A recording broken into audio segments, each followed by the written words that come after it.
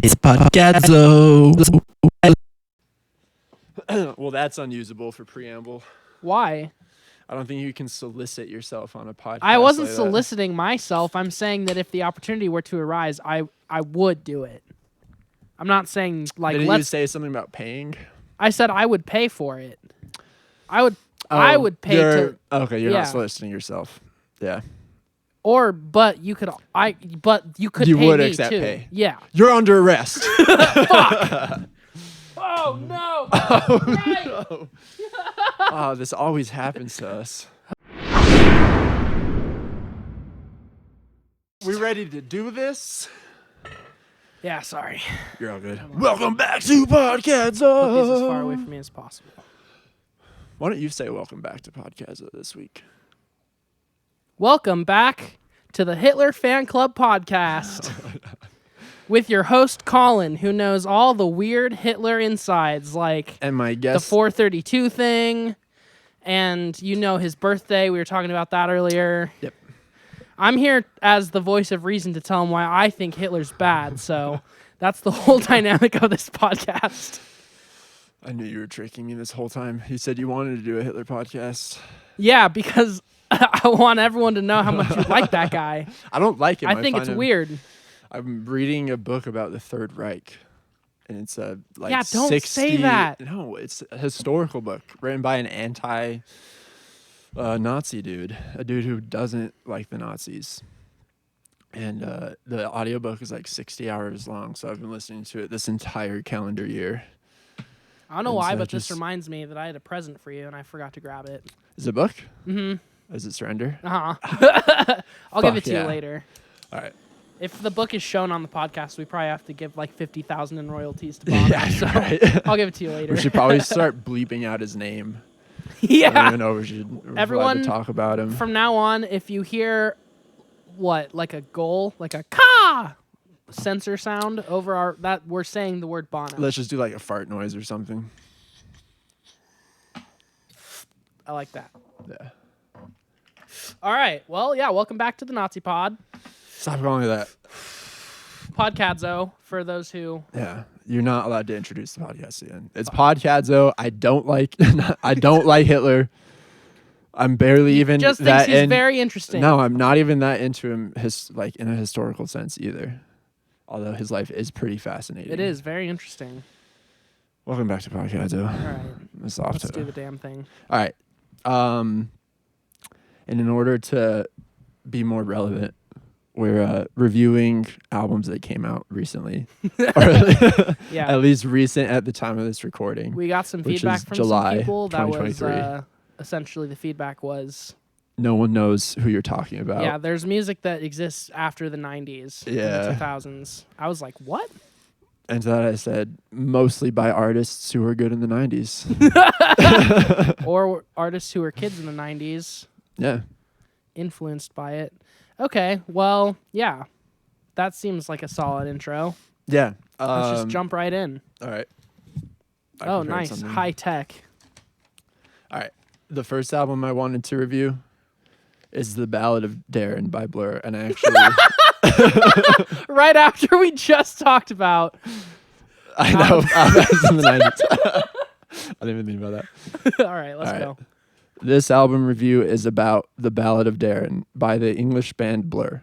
It is their first album since 2015, and it is a very good album. Are you just... I like the songs a lot, and the cover art is also very cool. Please don't interrupt me. Okay. My favorite songs are Barbaric and The Narcissist. It was released on July 21st, which is also when Barbie and Oppenheimer came out. So July 21st was a very exciting day for anyone who likes music and movies. St. Charles Square is also a good song, but it is a little bit scary, which is why it's not my favorite. In conclusion, I think Blur has a promising future, and I give the album, The Ballad of Darren, an 8 out of 10. Is this like a third grade essay? What the fuck? No, it was really good, dude. Oh my god. Okay. Well, I spent how all of last did night you, writing but that. you didn't like practice it all beforehand. You just wrote it. In my You're like, car this is good. on Put the it way in your here. pocket. I recorded myself saying it last night and listened to it while I slept. And you didn't memorize a single word. Well, no. Presidents don't have shame reading off paper when they give speeches, and this is that level of. That was that caliber of speech? Yeah. All right. Well, if I was your teacher in third grade, I would give it a B-. That's pretty good. Lack of colorful words. There's colorful Kind words. of interesting sentence structures. Anyways, dudes, stop. Just fucking. You're just upset because you weren't prepared for today's episode, and you're trying to deflect that onto me. I was gonna wing it. I have more to say about the Ballad of Darren. All right, let's get into it for reals. This album, for reals, it seriously is like the most Blur album I've heard since like Blur put out an album in the fucking 90s. It's definitely like more mature than any previous albums. Like you can tell they're older, but I would totally agree. It's like a real Blur album. Yeah. The fucking Magic Whip, their last album, I liked, but it did kind of feel like just a weird collaboration between guys who like were formerly Blur. Yeah, it's not necessarily a Blur album. It is super cool. I love that album. I think it's fantastic, but I definitely understand how it didn't necessarily like tickle the Blur itch for like true Blur fans. Yeah. And it was also like that was their first like return from their hiatus. So I feel like there was kind of an expectation that it would sound like Blur, and then it obviously didn't. And I feel like they kind of did that as a tactic to show that they can be multifaceted. But then I think because of that, everyone thought the Ballad of Darren would be like the Magic Whip a bit more, and it's really not that similar.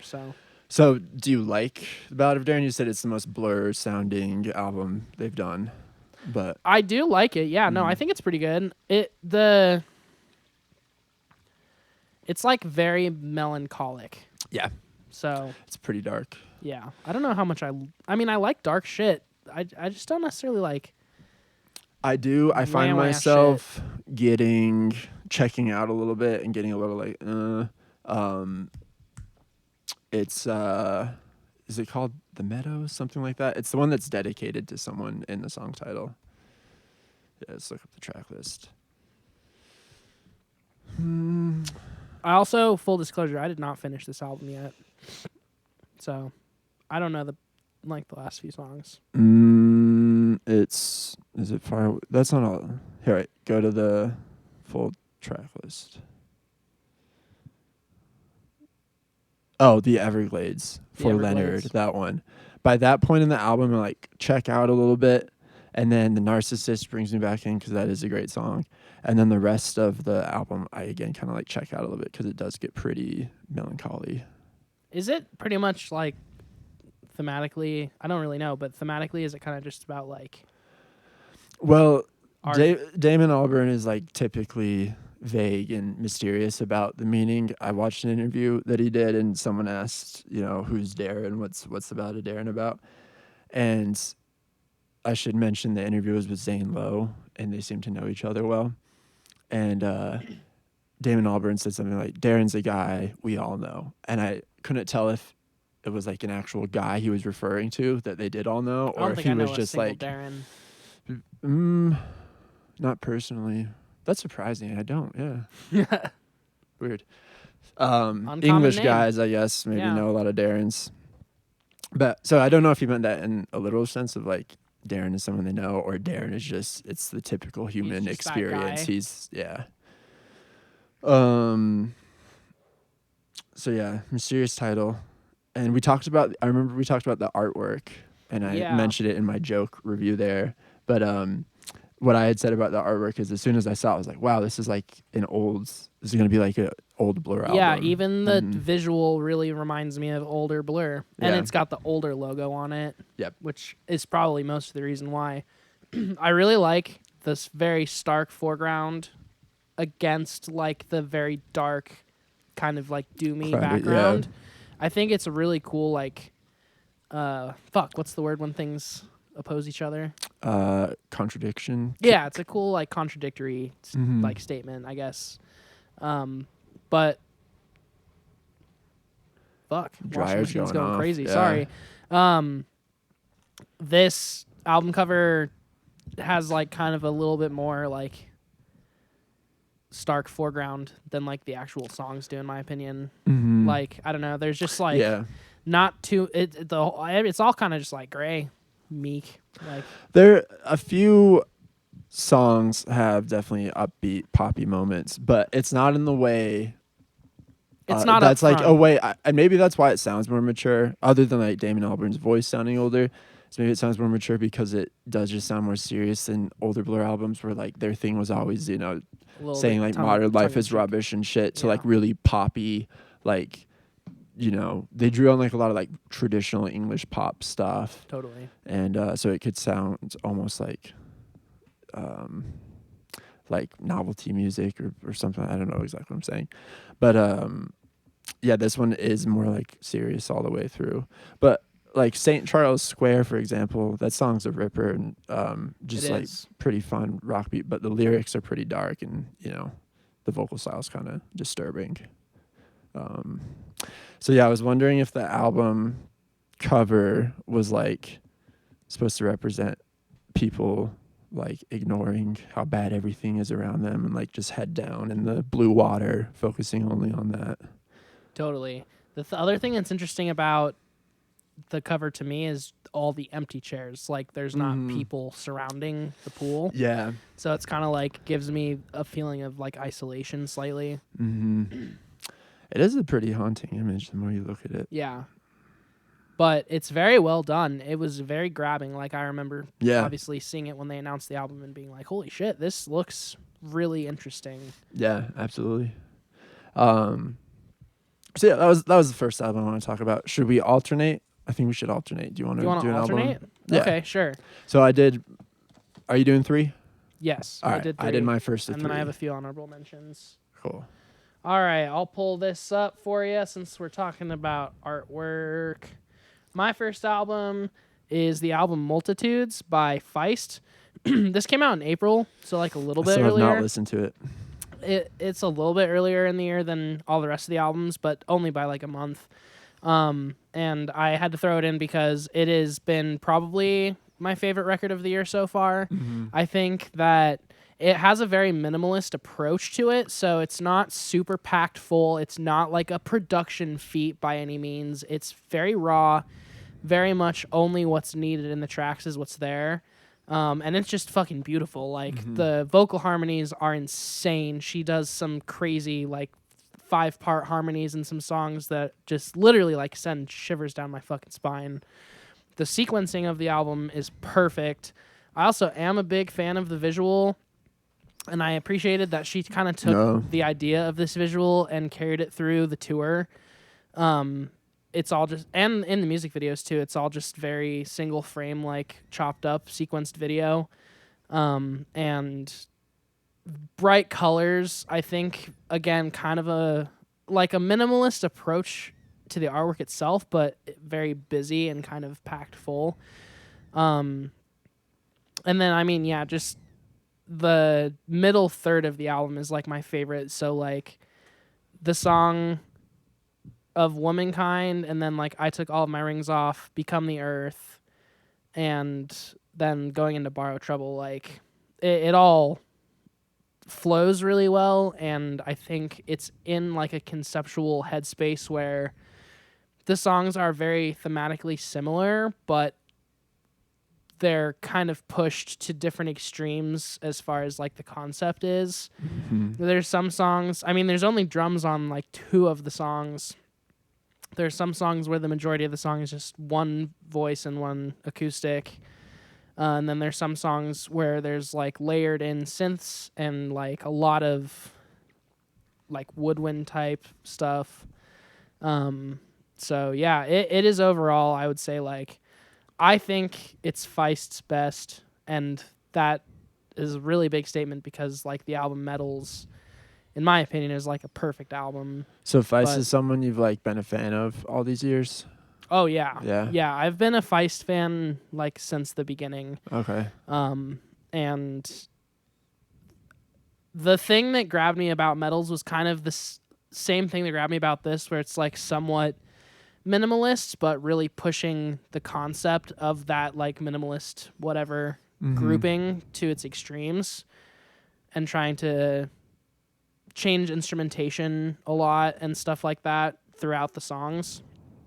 This album is very similar, where like the soundscapes don't necessarily go from song to song. Like it's not like one like flowing song from start to finish, if that makes sense. It's like very different songs, but all taking the same, I would say, like creative approach. And not very many people can make super minimalist music. Yeah. Super, super fucking interesting and also Yeah. just beautiful. But she definitely does. And it's so thoughtful and like intentful to a point where it like almost is an insult to call it like minimalist songs, because everything has such intention and like purpose and thought put into every single second of each song that it's like yeah, it's really not like minimalist in the sense that it's just like a couple things that are super repetitive. It's like things are constantly changing, soundscapes are constantly like building and then falling away. The vocal harmonies always go in such crazy fucking places. Yeah. Yeah, and even some of the production is really insane too. Just simple production, like the way they pan stuff, some of the effects they have on the vocals. But a lot of the coolest effects on the album are like the practical effects that are just, yeah, her performing shit very organically in the studio. I love minimalist music, and it's like probably the most captivating music to listen to if you're in the mood, because it's so sparse. Every sound like means more.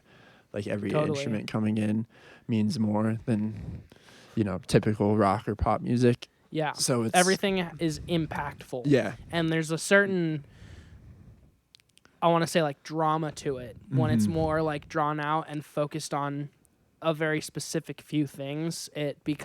Each of those things becomes more like dramatic in the song. Yeah. And it is like very hard music to produce and like mix well, because you have to be sure that every instrument sounds as good as it possibly can. And even just the ambience of the tracks too, like with these songs, especially the more acoustic ones, like there's parts of the songs where you can kind of hear what's happening behind like like it's probably all artificial or whatever, but just the fuzz that's added to the track, or like a door creaking or some wood creaking or whatever it might be. You want to know which things impact the track and which things are like just noise or just like something to try and hold your attention while the song is going on. And I think that I can say for this album specifically, like there's nothing that's really added to it to be like, hey, like there's still a song happening. Like nothing's put in to grab your attention or be like a featured sound or anything like that. It's all just like straight up exactly what each song needs, if that makes sense. Yeah, absolutely. I'm excited to listen to this. It's super Put good. on the headphones and listen. All right. Any closing remarks on what you fucking talked about? If you haven't listened to this, go listen to it. It's beautiful, and Feist is one of those people that's like never made a bad song, so it always just keeps getting better. Right on. Shouts out Feist. All right. The next album I want to talk about is Chris Black, Changed My Life by Portugal the Man. So this was released on June 23rd of this year. It is their first album since 2017, I think, came out. Woodstock was that album. That's the one that had Feel It Still on it, which was a smash hit. So I've been a huge Portugal the Man fan since like 2010, early on. Since then, I would easily put them in like my top 5 bands at any time. Big PTM guy. I did not know that, to be honest. Yeah. That's insane. Yeah. Woodstock changed things because Feel It Still came out, which is a great song. But, they took the world by storm. Everyone knew them all of a sudden. And I did not like most of the songs on Woodstock. I definitely thought it was a weird album. And then afterwards, they released a couple weird singles. They did a single with Weird Al, which was pretty bad, I thought. That sucks. Yeah, I mean, it was an okay song, but it Normally, everything Weird Al touches turns to gold. So. yeah. When you heard Portugal, I was doing Weird Al, but yeah, it just didn't deliver for me. And then I'm not sure if it's the first single they released for this album, Chris Black Changed My Life, but it's the first single I heard, and it's Dummy. And have you heard any of this album yet? I have not heard any of this. It starts with this really funny sample where they turn a guy going like da da da da da like into a little beat, and it's pretty catchy actually, and it has a pretty good hook. But the first time I heard it, I was like, oh no, this is like another Woodstock type album. Like that's the direction they're going, where it's like it's just not classic Portugal the Man. It's kind of hard to describe. Like it's like almost too like pop, even EDM influence sometimes, and like weird samples and stuff. That's a lot of what was on Woodstock. But now, anyways, I really love the song Dummy, and I not to get ahead of myself, but I love this full album. So since Woodstock, the band went through a bunch of shit. John Gorley, who's the lead singer, his daughter was diagnosed with a rare genetic disease, I think, which they've been struggling with a lot. There was like tensions within the band. I think there were some drug problems within the band. I heard some vague mentioning of that. And to top it off, their longtime friend and occasional hype man, Chris Black, passed away. So that's who the album is named after, Chris Black Changed My Life. And the first time I saw Portugal the Man was in Boulder at the Fox Theater, which was an amazing show. And Chris Black was actually at that show as their hype man. And he was like on stage with them most of the time. And he was amazing, like extremely charismatic dude. It was like a really fun, exciting concept for a rock band to have a hype man in that way. Yeah, and it worked so well. They also had a comedian open up the show, and the comedian was good. So I didn't know they had a hype man. Yeah, was he that was like just an ongoing thing. Occasional. I think he would hop on for long stretches of the tour, but when they did like bigger festivals and stuff, he wasn't on stage with them. So yeah, the album is named after Chris Black. It's called Chris Black Changed My Life, which I think is a sweet yeah, that's name. awesome. And, yeah, very cool. And it's a great album. It's delivered on every level for me. It did take like about like half of a listen for me to like kind of shake it off. Musically? Is it like kind of? It's definitely like the songwriting is similar to Woodstock, and there's a few songs that feel like Feel It Still, just in the way of they're like kind of referencing like Motown 60s pop stuff, especially like Grim Generation and Summer of Love. Those songs kind of have like a very old school like Motown vibe. Like, you know, I don't know if you ever heard them talk about it, but Wait a Minute, Mr. Postman is like credited for Feel It Still. They like kind of just stole that song, like owned up to it immediately. They're like, yeah, I was thinking about Wait a Minute, Mr. Postman, and wrote Feel It Still. Oh shit. So yeah, there feels like some of that, almost to the point where I was like, is this a cover of like an old Motown song, especially with Grim Generation? So, but at the same time, it does feel like a little bit older, like Evil Friends era Portugal the Man in some places, which is really what I was missing from Woodstock. Evil Friends might be my favorite Portugal album. I think it's In the Mountain in the Cloud. That would probably be my number one. But this is coming up right behind Evil Friends for me in terms of their favorite album. So damn. Yeah. It's yeah, it's great. It's really fun in places, but it also has great emotion. Some great songs. Like Grim Generation is one of the the best songs I've heard in a while, honestly. The more I listen to it, and it's a very simple song, but yeah, it just hits right.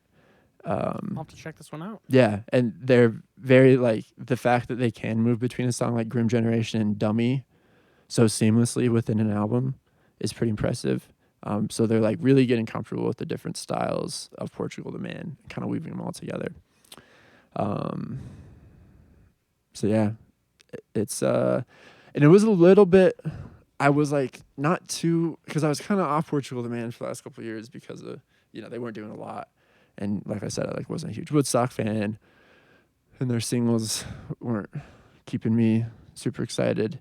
So I kind of slept on this one originally. Like I wasn't too stoked for it to come out. First couple times I just like casually listened to it and it didn't stick, but then I finally like went in and like listened through the whole album, and since then it's been easily one of my favorite albums of the year. Damn. All right. Yeah, check it out. Well, yeah, I'll definitely have to check it out. Anything else? You ready to move on? No, I'm good. Okay. Thank you for getting that as close to the mic as you could.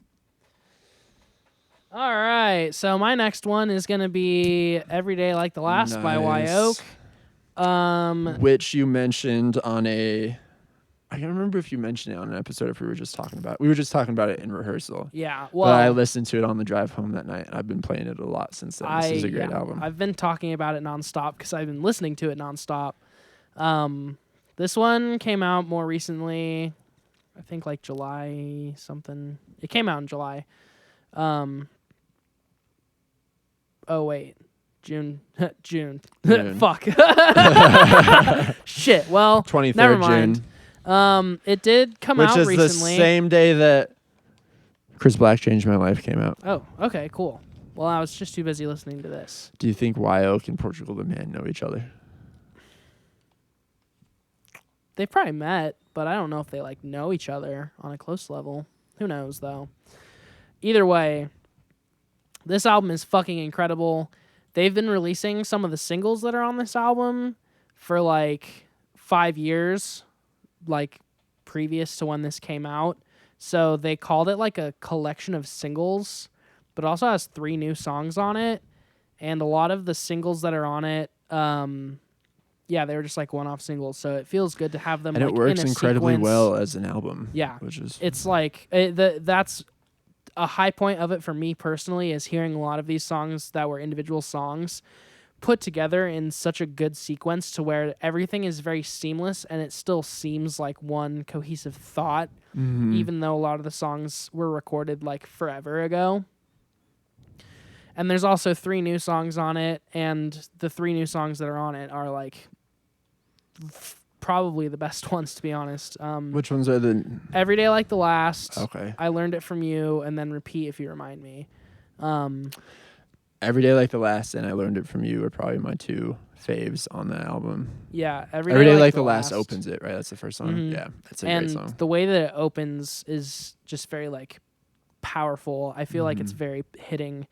This whole album is, in general, I would say very like hopeful and like it gives me a feeling of like aspiration and inspiration. It's not like necessarily a beatdown album, which is kind of, I feel like, what a lot of the 2023 albums are just like albums about how fucked we are. Yeah. So it's kind of nice to have one that's just like a little bit more about self-reflection and introspection, and also just like hopefulness to a certain extent about like maybe not betterment of the world, but betterment of oneself, and just like the human experience.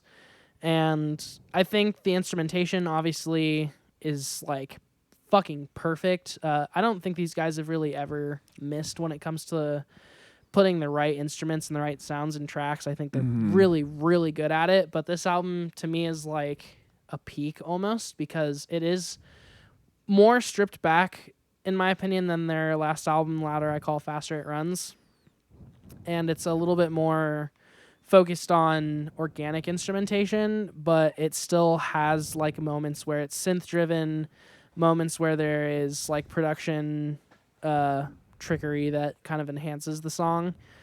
For the most part, it's very like instrumentally driven, and I really that's usually my favorite type of music, so I just really like hearing that from people who are super good at putting instruments in songs in the right place, and also knowing when to take stuff out, and just being perfect at sequencing. Like, every song goes into the next song and is preceded by the previous song, like, in a perfect way, and it feels incredibly cohesive from start to finish.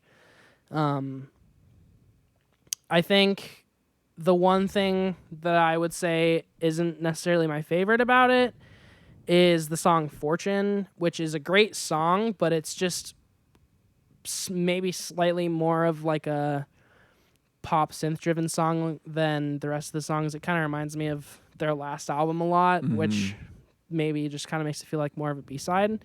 It's still a great song. I just don't necessarily know if it needs to be like smack dab in the middle of the album. But that being said, every time it comes on, I'm like, oh fuck, this song slaps, and then I listen to the whole thing. So Yeah. it works.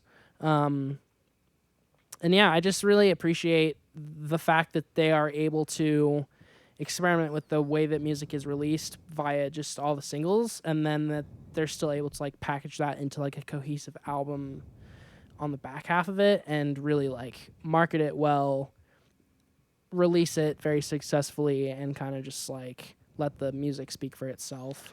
And you said it had gotten a 10 out of 10 on Pitchfork, right? It got a perfect 10 on Pitchfork, which I feel like let's just pull it up. That never happens, really. Oh, this says 7.6. Oh. Interesting. I just saw on Wyoke's Instagram, maybe they gave the song a perfect 10. Who knows? It said on Wyoke's Instagram that Pitchfork gave him like a perfect 10. But I would honestly give it a perfect 10. There's like not a single thing I would really change about this record, even though I said Fortune doesn't necessarily need to be on it. The fact that it is doesn't detract from it, and the song itself is like pretty fucking amazing. So I agree with Pitchfork. 7.6. 7.6. Yeah. Fair and stark review. I don't really give a shit about what Pitchfork has to say. I hate Pitchfork, dude. I think as far as Wyoke albums go, this one is probably like either at the top or at the very least in the top 3. Beautiful review, Julian. Thank for a you very beautiful much. album. Thank you. Anything you have to say? No. You're up, big boy. What's your final? Speaking of sequencing, this is an album that does that well. The third album I'd like to review is In Times New Roman by Queens of the Stone Age. It was released on June 16th, 1 week before the Portugal Man and Wyoke. And I just want to say, albums. if you weren't going to talk about this album, I was going to talk Yes. about this album. I think this is one that we both feel very strongly about. I remember you posting on your stories the pictures of the songs, and it was around the same time I was listening to it, and it was cool to be like, oh, nice, Julian likes, that song as well. And I knew you would, obviously, because you're a big Queens of the Stone Age guy. Yeah, well, I mean, I am a big Queens guy. I'm not one of those guys that just automatically loves everything that a band puts out. Yeah. After Villains came out, and then this was the successor, just because of the virtue of Villains not being like amazing by any means, this record really felt like a return to form, where I was just like, oh my god, this is a Queens of the Stone Age record, like in every way. So I said, speaking of sequencing, and that's something I wanted to mention with this album, is just how amazing this sequencing is. And just the whole sound of the album is so nice and warm and like cozy in a obviously very hard rock aggressive way. I mean, it's kind of quiet though. Not like like the masters are quiet, you know what I mean? Definitely. And the drums are like really packed to the center. They're not huge drums. It's like totally almost feels like a drum machine at points. But still very much sounds and feels like drums. But it's a vintage sound. Yeah, vintage sound. That's a good way to put it. So the opening obscenery into Paper Machete is fantastic, and the rest of the song flows really well. So I think the first single I heard from In Times New Roman was Emotional Sickness. Yep, that was the first one they put out. Okay, cool. And then was it Paper Machete after that? No, so it was Emotion Sickness, and then it was not emotional, emotion. Carnivore. Those right. two came out before the album, and then Paper Machete came out like the day the album came out as a single as And well. I love all the puns or like the wordplay in the So much wordplay. Yeah, it's which is like a thing Josh Homme's pretty famous for. He's always Mhm. been a big wordplay guy, but I think he went from being, and I think he'll kind of acknowledge this too throughout the interviews that he's done. He kind of went from being like he went from wordplay as like a means of being funny and like tongue in cheek, and he turned to really using wordplay in a means of being extremely like poetic and trying to like convey like a more deep emotion from the still kind of dark humor that's throughout the songs. Yeah, absolutely. Josh Homme's just a brilliant, hilarious guy. He's very funny. He's very, very funny. So yeah, I really don't have a lot to say beyond I've been listening to this album the most probably of any albums recently. Like I've had this one on repeat for a while now. I like all the songs. I like where a lot of the songs go. Like it's exciting to listen to see where the songs take you. And you know, a lot of Queens does that, but a lot of Queens is also kind of like down your throat, like rock and roll music. But this album and balances both. Yeah, V1 Queens is kind of him trying to push the uncomfortable envelope, where like the songs, the way the songs are like written and the chords that are used and the structure of them makes you feel like slightly anxious. Yeah. But I think that V2 Queens is a lot more like, giving emotional justice to like what they're doing in the songs, if that makes any sense. The song Paper Machete is fucking amazing. I think that, to be honest, that is a great song. It's the most like Queens of the Stone Age type song that I've heard ever since like No One Knows, or like some shit off Songs for the Deaf. Like the riff is impeccable, the production is impeccable, the lyrics are impeccable. Every aspect of it just is like, this is the quintessential Queen song. In my opinion, I'd agree. Yeah. And it being second, coming after Obscenity, like back to the sequencing, it's so powerful, and that riff comes in with like no pause. Yeah. There's no intro to totally the song. seamless, The riff just fucking starts right away. And then the song Negative Space I wanted to shout out too, because I feel like that song reminds me a lot of like Lullabies to Paralyze, and even like the self-titled, where there's like the spaced out kind of psychedelic jam part in the middle that still has like the driven bass and kind of the super pushy drums, and like the snare fills and everything on it are super dope. But that song really also, when I heard it, I was immediately drawn into the headspace that I felt in like the Lullabies to Paralyze era, where it's just like full on melodic instrumental breaks with the kind of coy, if you will, like falsetto vocals over the top. And a lot of people that I've talked to that know Queens pretty well, or just like shit that I've listened to, like Fantano did a review on it, they say that like the newer shit is too detached from the older shit, but I honestly feel like this album is like them returning to form and trying to pull a lot of new ideas out of like what was like the super solid foundation of Queens. Yeah. And then they also came around and said this was like the third album in like a trilogy, and that like Clockwork and Villains and this are like a trilogy of albums together. And so when you have that concept in mind, it kind of seems like this is the next logical step for them, you know? There's like the Like Clockwork is like the self-reflection, I almost died, like now I have a new appreciation of life type album, and dealing with like the depression that comes with that. And then like Villains was like the party album for like, you know, when everyone thought the apocalypse was coming, he just wanted to fucking dance. And then this is like now we found ourselves in like the aftermath of the bad shit that happened, and like the self-reflection and like the maturity that we've gained. So yeah, I don't know. It seems like would be exactly the type of thing they would do. And I really appreciated it for that. So Yeah, absolutely. Yeah. Well said. One more song we talked about Emotion Sickness, but the way it goes from just kind of the studio noise of him humming the melody in the very booth beginning. right into the vocal part always gets me in such a nice touch. It is very cool.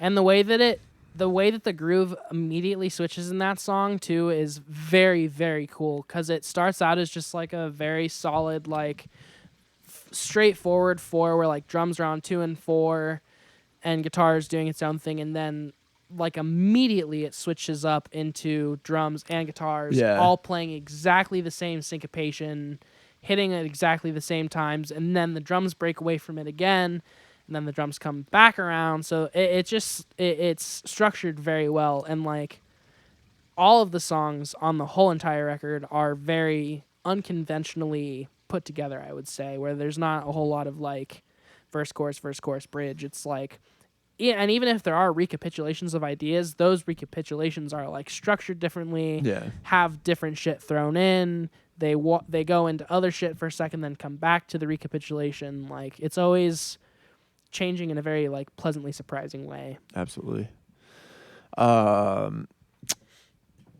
Something else I wanted to mention to you because I just saw it on YouTube. Do you know the English comedian Matt Berry? I don't think so. He was in this TV show which I love called Toast of London. You should check it out. It's like he plays like a very English, old school, like Shakespearean style actor who's just completely arrogant and an asshole, but also a total idiot. And it's just his adventures in London. Great TV show. But Matt Berry, along with Steve Agee, I think is the dude's name, another funny comic. I do know Steve Agee. Yeah. They have had, I don't know how many episodes they did, but it was like a spoof music documentary show called Secrets of the Sound. And they did an episode with Queens of the Stone Age, and it's hilarious. I just saw on YouTube, so look that up. Hell yeah. Julian and listeners. I just put it in my notes, so I will actually 100% go check that out. And check out Toast of London. The name enough is funny. Yeah, Secrets of the Sound. Toast of London, I love. Oh yeah, Toast of London. Great. Okay, well, do you want to move on? Yeah, go to your third album. All right, so this one, again, I think both of us feel similarly about it. Fuck. You might have more to say about this than me, honestly, too, because it sounds like you've listened to it a lot more than I have. Mm-hmm. But I wanted to mention it because even though we've talked about it a fair bit already, it is, I'm going to say something controversial. I've listened to it more since we talked about it last week. It is the best King Giz album by far. Did I put that as my favorite last week? I think you did. I did, yeah. I think it's controversial for the supposed listener. If there was to be one, they would probably disagree with me. Yeah. If they were a Giz fan. You can't pick the goofy one-off thrash album to be their best album. But I argue, and again, I've even said, yeah, this is kind of like their King Giz version of a thrash metal album. No, it's actually just a straight up prog metal album, which is executed incredibly well, especially considering nobody's wheelhouse in this band. I mean, like, yeah, everyone grew up listening to metal. Yeah, they all no seem one's like metal wheelhouse is. No one's default setting is let's make a prog metal thrash album, and this album, if you had never heard Giz and this was the first thing you listened to, you'd be like, oh, so they're a thrash band. Yeah, you would not be fooled, or you would be fooled, I guess I should say. The fact that they mix polyrhythm and melody into a thrash track is what brings it to the next level. Yeah. Because you have thrash metal, which is like, pretty much always just a fast 4/4. There's never like too much math going on in thrash. Mm-hmm.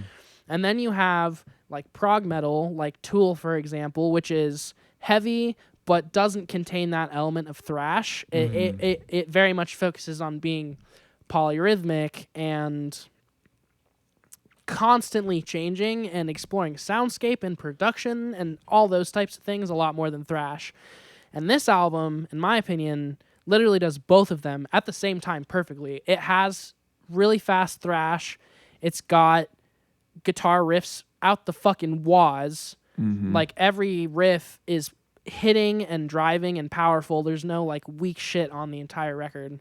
And then doing that in odd time, constantly changing the time, having non-linear sequencing and all that shit, and making it like incredibly melodic at the same time, like, or maybe not incredibly melodic, but at least twice as melodic as your normal thrash metal record would be. Absolutely. It's just like, how the fuck do these guys do it, and how do they do it so perfectly? Like, I've been listening to prog metal and even to a certain extent thrash for like the majority of my life, and I could not just step into the studio and make a thrash record by the virtue of enjoying the music, you know what I mean? I wouldn't even know where to start for like a riff with what they have on here. And these guys have done exactly that and made it feel incredibly approachable and easy. Like, you know, we said all their songs, the top 5 on Spotify for them, is all from this album.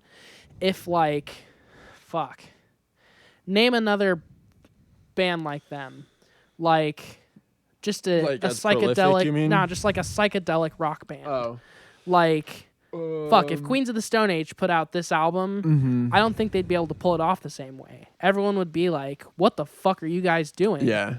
But like, yeah, well, like fucking Foo Fighters did that like metal album. Yeah. And Dream Widow. Yeah, Dream Widow. But and don't get me wrong, it was good, but they kind of had to do it as like, hey guys, this is like a joke, a gimmick. Yeah, this is like a spoof kind of that we're doing. Even though all the songs on it are can be taken very, very seriously. Yeah. One second.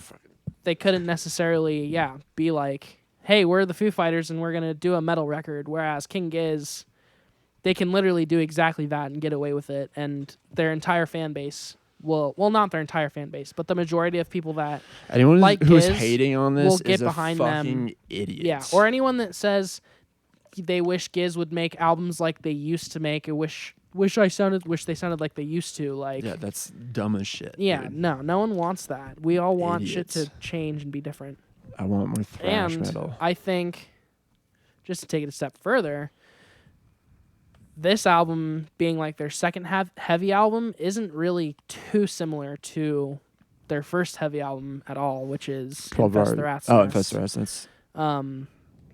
Infest the Rat's Nest is like a lot more rooted in, I would call, like stoner metal, whereas this is like a lot more of that prog metal influence. They're using rototoms, like literally that sound like Tool rototoms. Yeah. And they build really complex melodic bridges over sections of the songs that, like fucking ISIS would do, or like, Tool to Beat a Dead Horse, or just any of those classic like progressive metal bands. And again, the sequencing is perfect. The record is short, like it feels short when you listen to it, in my opinion. But the sequencing is perfect, and the song we discussed last flow. week. It's actually pretty long though. It's like close to an hour long. I thought it was short. Yeah. It feels short. I guess that's the beauty of the good sequencing, is that it feels. There's like 4 songs over, or 3 songs over 8 minutes. So yeah, I'll do it. The first time I listened to the album, I was like, this is a great, fun thrash album. These songs are heavy and pretty good. And then it was like the second listen through where I actually started to pay attention to the polyrhythms, everything they're doing. And it made me appreciate even more that I was able to ignore all of this crazy shit the first listen through and just thought it was like a good, simple, metal album. But that's what makes it accessible. Yeah, exactly. And that's so accessible. A lot of what makes like maybe Tool and those kind of bands a little more inaccessible is the fact that they try to draw attention to the weirdness of the meter. Yeah. This album really doesn't do that. And a lot of people could really listen to it from end to end and never be like, oh, there's something off about like these songs. Like, it's very seamless. Yeah. Great album. I do have a couple of honorable mentions I wanted to talk about. All right. First one, Albert Hammond Jr., Melodies on Hiatus. That's a great album. You like it? Oh, yes. Okay, cool. I like it too. Not my favorite AHJ, but I like it. What makes it not your favorite? I just feel like he's kind of like leaning into his typical bullshit a little bit too much, like kind of on his own thing a little too much. It didn't have so Momentary Masters is probably my favorite Albert Hammond Jr. album. Friends is Trouble was okay. Not my favorite either. I did not know he was on Red Bull Records. Yeah. Good for them. Has been since Friends is Trouble. So yeah, that's why I made it. I considered like doing a longer review about it, but just put it as an honorable mention because it is an album I like. I'm a big Albert Hammond Jr. fan. But it didn't make like a huge impact with me, I guess is all I want to say. Totally. But shout out Albert Hammond Jr. I saw him live one time and he threw his guitar pick and I caught it. Pretty cool. I played with it for a long time. I still have the guitar pick, but the logo wore off because I used it too much. You used it? Yeah. Like immediately. I know I should have not. You should have just put it in a drawer I somewhere. liked the idea of like playing on stage with the same pick that Albert. Me. I was like, this is cool. This connection between me and the Strokes. No big deal. All right. My second and last honorable mention is Grapes Upon the Vine by TV Girl. Oh, I've not listened to that. Kind of similar to. Is this because of Julia? Oh, she does love. I got Did it. you say she was a TV Girl fan? She is, but because I got her into TV Girl. I should have known that was going to happen. I googled grapes on the vine and it's just a bunch of pictures of fucking grapes. It's Grapes Upon the Vine. Oh, shit. Yeah. That's hilarious. So yeah, it's actually a little bit similar to how I feel about Albert Hammond Jr., where it's like, yeah, that was an Albert Hammond Jr. record. He added like a few exciting new elements, like collaborations with more like pop vocalists and stuff, to go back to Albert Hammond Jr., where it made it feel a little bit new. But this album's kind of similar, like very much TV Girl. They, as a TV Girl fan, delivered on what I wanted. Nothing Which is what stood out to exactly? me too much. Just, the sound of TV Girl, like very quirky samples, like his very idiosyncratic vocal style and kind of, again, like tongue-in-cheek type lyrics and stuff. They're like just very quirky group. So it delivered on that front. But yeah, again, just like, this is just an album I didn't have too much to say about, but wanted to shout it out because it's one I enjoy. And yeah, TV Girl, great band. I'll check it out. Definitely do. All right. Well, my honorable mentions, the first honorable mention I had, I will say I would have 100% talked about this album as one of my top 3, but it came out like a little bit too early. It came out in I expected March, you to talk about this album. but it's super good. It's called Fauna. It's by the band Haken. And Haken is a prog metal band. I guess I'll call them that. They're like math, prog. They got like classical influence, 70s prog. There's a lot of it kind of all wound in. They're from the UK, right? They're from the UK. They're like very good at taking like even like jazz chords and jazz ideas and putting them into like metal songs. That's just like a somewhat brief kind of teaser of like what they sound like. But this album is super, super good. It's sequenced very well. I haven't listened to it for like a little bit now, but when it came out, I was listening to it like almost every day because it, in my opinion, is like the perfect culmination of all the previous Haken shit, where they started pretty like progressive and weird, like almost even out there, I would say. Like they had atonal shit, they had jazz shit, they had metal. It was all fused together in a very kind of abrupt way. And then they kind of went in like a heavier direction with their last few albums and put out like a bunch of just like riffs and technical metal. And then this album is like some technical metal with some of that weirdness from their earlier albums kind of mixed back in. I'm not a Haken guy, but I'm like vaguely familiar with them, and then I listened to this album. Is their earlier stuff is like theatrical or Very. grand? Okay, It's even maybe more so grandiose than this newer shit. It gets very like universe buildy almost. Yeah. Where he has a lore. He's talking about like a specific universe, and the songs are very much playing into like telling the story. So they'll do weird ass shit to play into the story. Gotcha.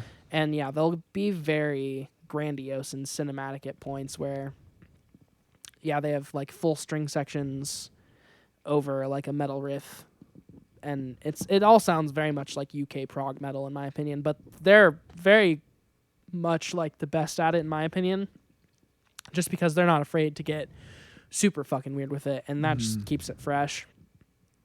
This album has like one song on it that I don't love called Love Bite. Everything else is perfect. Yeah, it's heavy, it's melodic, it's super progressive. Fauna by Haken. The other shout out I have is the new Local Natives, Time Will Wait for No One. And I didn't mention this one because I don't know how I feel about it yet exactly. I really, really like it, but considering like how much I like Local Natives, I don't really know. Part of me feels like they could have gone a little bit farther with this album than they did. And then part of me appreciates the fact that they didn't necessarily go farther on this album, because I thought that their last one, Violet Street, was like kind of just packed full of as many like sounds as they could possibly cram into a song at any given point. And like a lot of the transitions were just like as focused on being like a production feat as possible. This one's like a lot more stripped back and a lot more just focused on the organic instrumentation of the room, and there's not as much like production showboating going on. But because of that, it kind of feels like a little bit flat at points. It's all very much like one volume, one tempo kind of throughout the whole album, and one kind of feeling evoked. Like it's not like multiple different emotional journeys, if you will, which some of the Local Natives records really are, like all over the place emotionally, all over the place, musically. This one's kind of one solid concept from start to finish, which isn't a bad thing. I normally am super into a concept that's great from start to finish, as long as the concept itself isn't just like trying to make the most down the middle, like mature indie pop that you can make. Right. But yeah, it's still pretty good. It definitely has a lot of really good songs on it. It has a couple songs on it that I don't love. I would say, honestly, my favorite one still is the song Hourglass, which was the first single they released. It's just such a good song with such a good middle section, and like there's a key change that's it always gets me in my feels. And then the last shout out I have was King's Disease 3 by Nas. Didn't want to necessarily talk about it because we don't really talk about rap on this We should. podcast. We should, but also we're white guys talking about rap. Yeah. So I don't really know how much we have to True. say. But I think this record is like the perfect kind of like cap on the King's Disease trilogy that he released. It's very much so like his most refreshing bars and verses in like at least the last few albums, where I think he has a lot of new concepts that he's talking about, and he's stringing his words together in a slightly different way, but still obviously has the very like classic Nas old school flow. It's also very well produced and very well sequenced. So shout out to Hit Boy. But I think, as far as like the upward trajectory of King's Disease goes, this album, King's Disease 3, is by far the best. And I've been listening to it a lot because it's very entertaining, and he's found a very good way to turn his flows kind of on their head slightly on this one, and turn the narrative slightly away from what it was on 1 and 2. Oh yeah, I've not listened to this since it came out. Where It's very good. I'm gonna give it another listen, and I need to listen to Local Natives as well. So hell yeah, dude, good honorable mentions. Thank you very much. Very solid reviews. Yeah, likewise. Let's speaking of reviews, let's plug your new music blog that you're starting. Okay. Let's fucking do it. We can if you want to. Yeah, do it. Well, I haven't started it yet because I haven't posted anything By the yet, time this but episode comes out, hopefully we'll I'll be have a post by then. yeah, I mean, if you guys are interested in essentially what this podcast is, but kind of just in shorter form on Instagram. And without my charm. No, you'll be on it. Oh, sweet. I'm sure you'll be on it at least once. I hope so. Then yeah, follow my Instagram page, juliansmusicpage.2023. It's basically going to be album lists. Maybe I want to call them discussions instead of reviews because I'm not really going to review shit, but I'm going to talk about albums that I love. I'm going to make videos with my friends talking about shit. I'm going to try to talk to some strangers about some shit. I'm going to be one of those shitheads that you see all over Instagram already who's just trying to ask you what song you're listening to when you're trying to fucking do something important. So that's pretty much the whole concept there. Nothing serious, nothing crazy. This podcast for me is like a dream come true because I've wanted to do a version of this like forever, pretty much. My dad was in radio. Growing up, watching him do a form of this around music specifically inspired me from a very young age to want to do the same thing. So I figured I might as well fucking try it because that's awesome, at this point in time, I've wondered about what would happen if I did it for long enough that it's time to just fucking figure it out. So I'm really glad you're doing it because you're thank you. Super fucking good at this, at talking about music. You are as well, and I really enjoy doing it with you. Yeah, it's very fun. It's also been a dream come true for me because I've always just liked talking about music, and especially with you because you're good at it and we like the same music, and you're always exposing me to different things. So and even the shit that we don't necessarily see eye to eye on, we can still appreciate the fact that it was mentioned because we, I think, hold each other in like pretty high regard when it comes to musical opinions and shit. We both know there's like a very solid foundation between the two of us when it comes to that. So totally. Hell yeah. Well, yeah, thanks for the plug. Yeah, dude. I'm excited for it. So yeah, everyone look out for that. And thanks for listening to another episode of Podcadzo. I'm gay.